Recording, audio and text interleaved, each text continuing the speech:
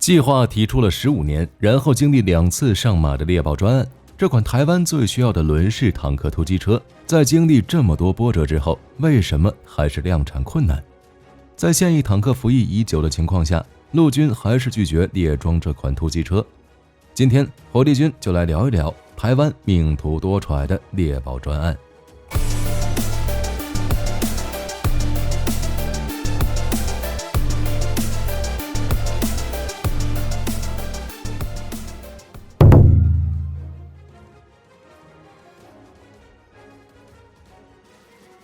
让台湾之所以想要发展一款轮式突击车，还是与军方作战需求有关。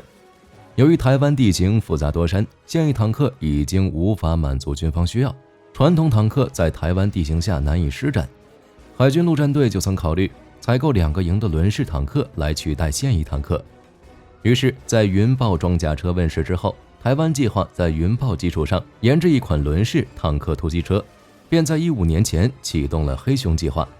将云豹底盘与一门105毫米坦克炮塔组合起来，打造一款战斗权重在30吨以内的突击车。按照设计要求，轮式突击车的车组人员为3人，包括车长、炮长以及装填手。主武器采用一门 M68A1 型105毫米火炮，是在 M68 线膛炮基础上改进而来，换用了新的炮口制退器与更强力的助退机，通过延长后座距离来降低主炮的后坐力。辅助武器为一挺 1.7 毫米高射机枪和一挺 7.62 毫米并列机枪，炮塔前方各有一组66毫米的烟幕弹发射器，炮塔旋转与炮身俯仰由数位化控制的电动4辐装置驱动，采用半自动装填。观测系统包括整个红外线热图像仪、日间光学观测装置的炮手瞄准镜，以及具车长全周视间瞄准仪，整合 GPS 定位导航系统和数字化通信系统，具备行进间射击能力与夜间作战能力。按照这个设计需求，新型突击车将拥有与 M60 同级的火力，并且利用较高的机动性来弥补防护能力的不足。2007年，台湾完成了新型突击车试射，初步证明云豹装甲车底盘搭配105毫米炮塔的可行性，但在此之后，黑豹计划就没有下文了。外界分析认为，105毫米轮式突击车夭折的原因可能是因为主炮后坐力的原因。虽然通过炮口制退器和较强的液压助退机构来缓解105毫米火炮的巨大后坐力，但对于8轮装甲车来说还是有些太大了，并且在发射时不能大角度偏移车体中线，行进间射击的稳定性与安全性也堪忧。直到2017年，黑豹计划迎来了转机，不过陆军还是选择对其说不。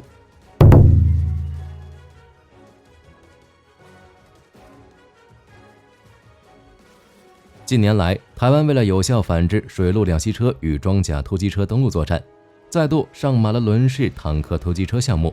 台湾以猎豹专案为代号，列编7.78亿新台币预算，再度启动105毫米轮式突击车研发项目，计划在2023年完成原型车的制造，并进行相关的测评工作。在猎豹专案开始阶段，台湾还计划为其装备120毫米火炮，要求在正常交战距离上击穿520毫米以上的军制装甲，类似于意大利陆军的后期型半人马座坦克歼击车。这样可是让该型车辆的火力大增，甚至超过了 M60 坦克的主炮水平。但由于车辆底盘为轮式，炮管需要满足轻量化、高穿甲能力、高膛压以及低后坐力等条件，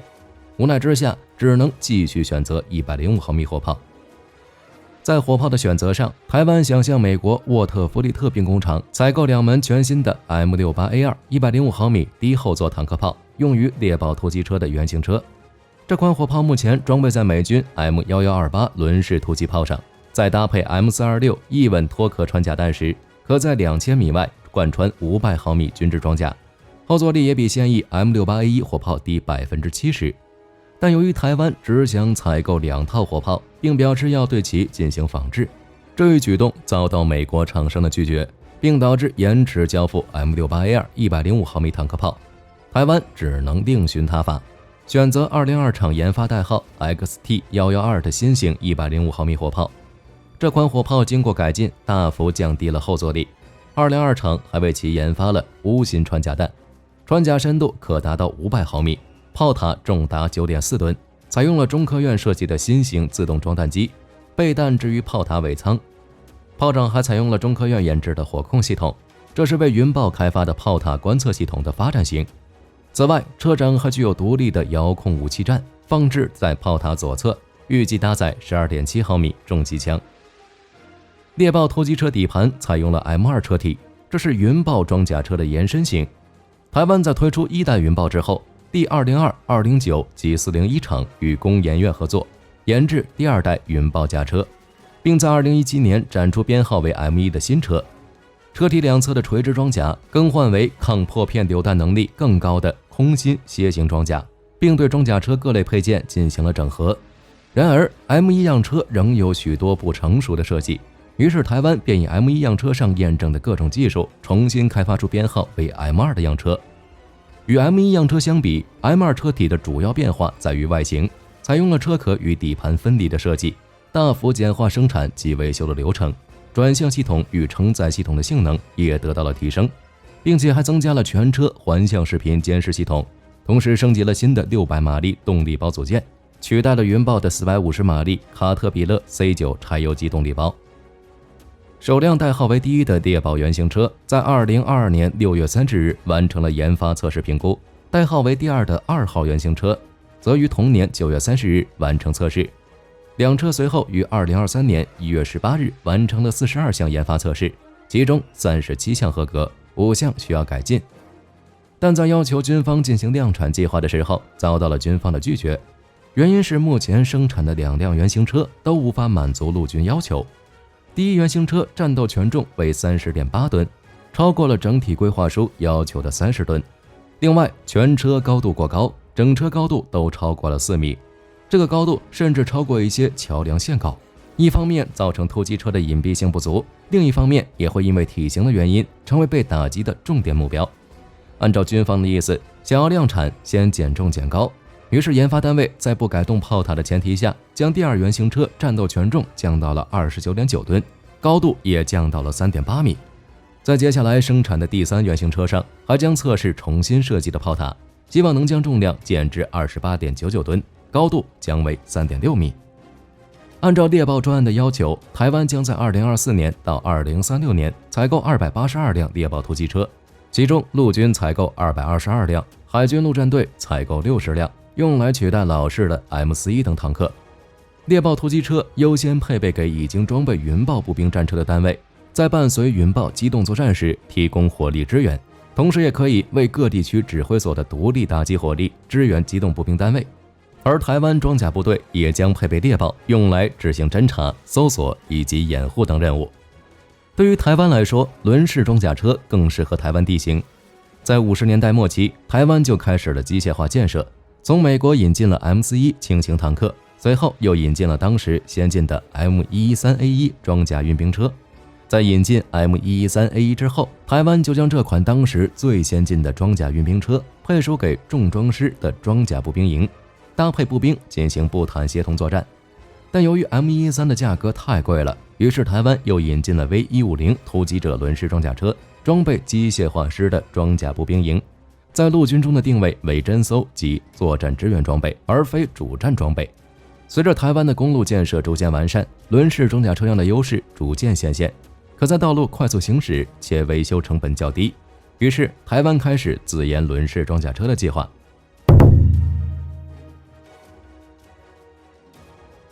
为了促进台湾轮式装甲车的发展，陆军曾在1985年派人前往爱尔兰学习轮式装甲车的设计与制造技术，并在爱尔兰厂商的帮助下推出了 4M31 6轮装甲车，奠定台湾研制轮式车辆的基础。然而 4M31 因刹车系统存在极大问题，最终没能进入量产。在多方因素考虑下，台湾决定发展一款8轮装甲车，作为陆军下一代装甲车。在吸取了 4M31 的经验之后，台湾兵政中心在2002年完成编号 P0 的原型车，又在2003年到2005年完成编号 P123 原型车，以此评估新型8轮装甲车的技术、规格、生产工序以及后勤维护等。2006年，台湾以殉职专案编列量产预算，计计划以570亿新台币，在9年内生产638辆云豹装甲车。首批量产型云豹也在2011年交付陆军机械化步兵第234旅，宣告云豹甲车正式开始服役。云豹在设计规格上将驾驶舱放在前部左侧，右侧则为动力室。载员战斗室位于车体后部，该车有成员3人，即车长、驾驶员和炮长。载员室内的步兵可以通过车尾跳板式尾门上下车。云豹拥有一门 T91 40毫米榴弹机炮，另有一挺 7.62毫米并列机枪充当辅助武器。在炮塔上方还有一挺 12.7毫米机枪，也可以换装40毫米榴弹发射器。从云豹外形上来看，安装附加装甲的挂点非常清晰，是因为采用了模块化设计，可以根据作战的任务安装不同类型的附加装甲。正面可以抵御25毫米穿甲弹攻击，侧面可以抵御 14.5毫米弹药攻击。车底为浅微型，并具备一定的防地雷能力。同时，云豹套件也采用了模块化设计，尤其是动力组件方面，在发生故障时，仍需要10分钟就能完成动力组件的更换。为提升越野性能，云豹装甲车的传动组采用了8×8，可提供车辆最大的牵引力。重新设计的8轮刹车系统具有8组独立的碟式刹车卡钳，具备极高的可靠度，也解决了 CM31 原型车上出现的刹车问题。自从云豹装甲车服役以后，台湾就计划为其整合链炮系统，来满足军方对新型装甲车需求。曾计划在云豹原型车上按照美制25毫米 M242 巨副式链炮炮塔，但由于炮塔价格高昂，已经相当于车体价格的一半，超出了台湾能接受的范围。为了解决这个问题，台湾在2007年开始研制一款打造 T75 20毫米机炮的密闭式双人炮弹。由于整体性能不高，无法满足陆军需求，最终宣告失败。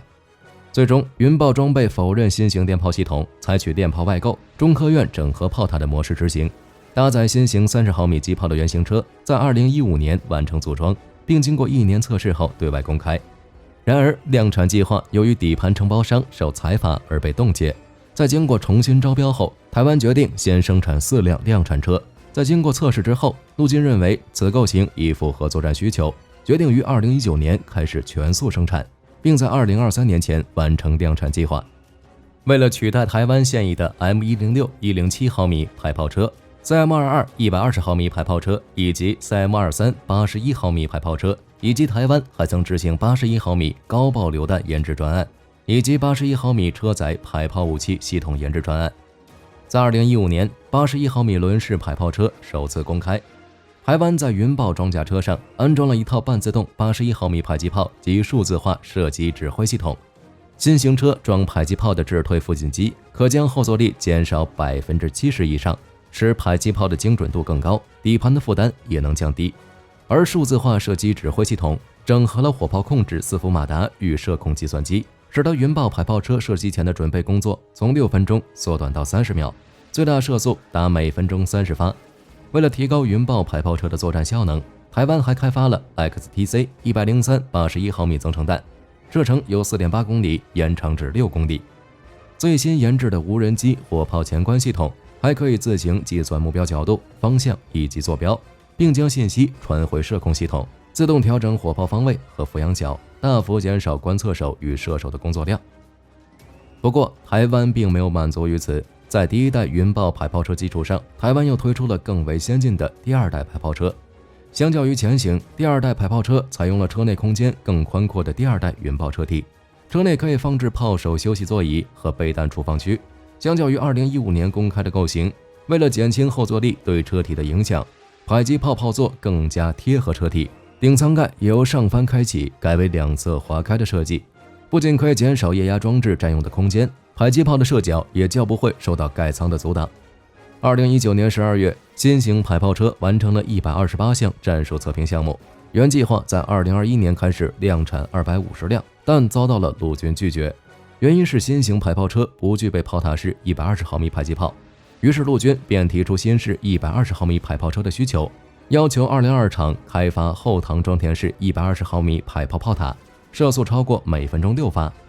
于是，在2022年11月，202厂邀请波兰 CEN 载恩公司人员来到台湾，评估引进 M120 Rank 后膛自动装填排抛系统技术的可能性，目前该项目正在进行，尚未有更多消息传出。关于台湾轮式装甲车辆的发展，云豹绝对称得上是开山之作，后续的一切发展都是在云豹的基础上进行的。显然，现在的云豹还有许多潜力没有挖掘出来。你们觉得云豹还能朝着哪个方向发展？猎豹专案能否顺利进行呢？好了，本期影片就到这里了，我是火力军，咱们下期再见。